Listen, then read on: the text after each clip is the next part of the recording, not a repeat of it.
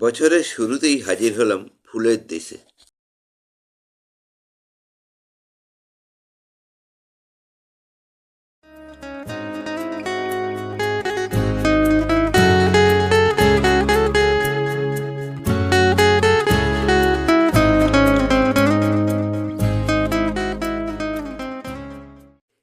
শিয়ালদহ গেদে রেলপথে রানাঘাটের পরের স্টেশন হলো পাঁচবেড়িয়া হল্ট।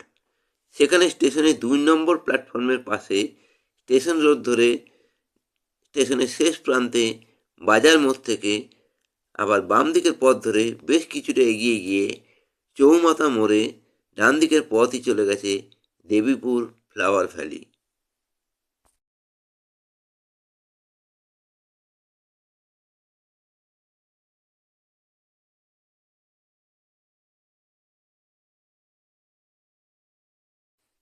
ভোর রাত থাকতেই বাড়ি থেকে বেরিয়ে পড়েছিলাম, তাই আপ গেদে লোকাল সকাল 6:30টার মধ্যেই পৌঁছে দিল পাঁচবেড়িয়া হল্ট।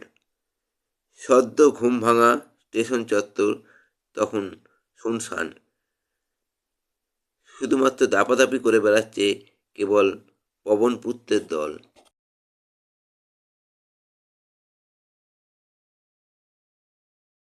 2 নম্বর প্ল্যাটফর্মে টিকিট কাউন্টারের পাশেই স্টেশন রোডে বেরিয়ে ডান দিকে প্ল্যাটফর্মের শেষ প্রান্তে বাজার মোড়, আর সেখান থেকেই বাম দিকে সোজা পথ ধরে টোটো বা হাঁটা পথে 1.5 কিলোমিটার দূরে চলে আসা যায় এই দেবীপুরে। ভোরে সোনালি সূর্যকে সাক্ষী রেখে পাখির দল উড়ে গেল কোনো এক অজানা ঠিকানা, আর আমরাও সৌন্দর্যের টানে এগিয়ে চললাম গ্রাম্য প্রকৃতির অজানা কোলে। প্রকৃতির নৈসর্গিক রূপ হাড় হিম করা ঠান্ডাকেও হার মানিয়ে দিচ্ছে।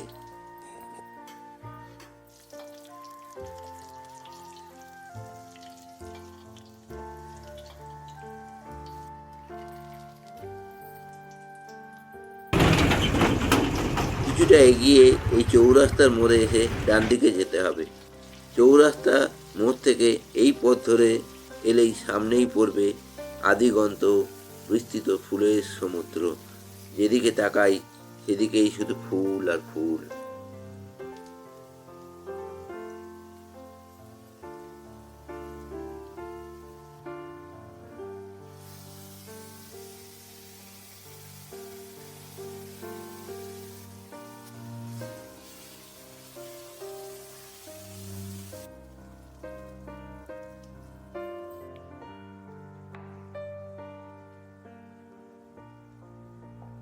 একসময় পিচ ঢাকা পথ ছেড়ে আল পথ ধরে রজনীগন্ধাকে সঙ্গী করে প্রকৃতির আরো গভীরে হারিয়ে গেলাম। এই প্লাস্টিকের আচ্ছাদনের নিচে ঢাকা আছে আগামী ধানের চারা। প্রবল শীতে যাতে নষ্ট না হয় তাই এই আচ্ছাদনের ব্যবস্থা রয়েছে।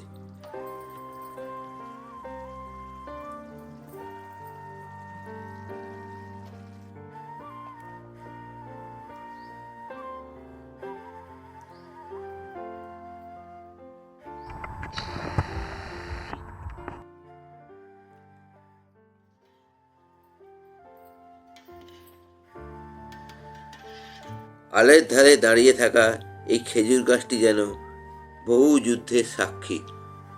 সে যেন তার দেহ নিঃসৃত রস দিয়ে মানুষের রসাস্বাদন করে চলেছে অক্লান্তভাবে।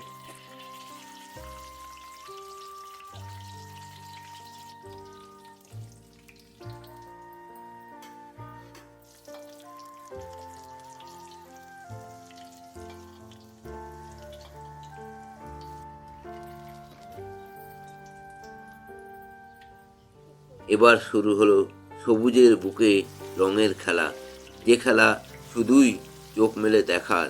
এখানে নেই কোনো জনকোলাহল, নেই কোনো বিধিনিষেধ, আছে শুধুই প্রকৃতির অকৃত্রিম আহ্বান।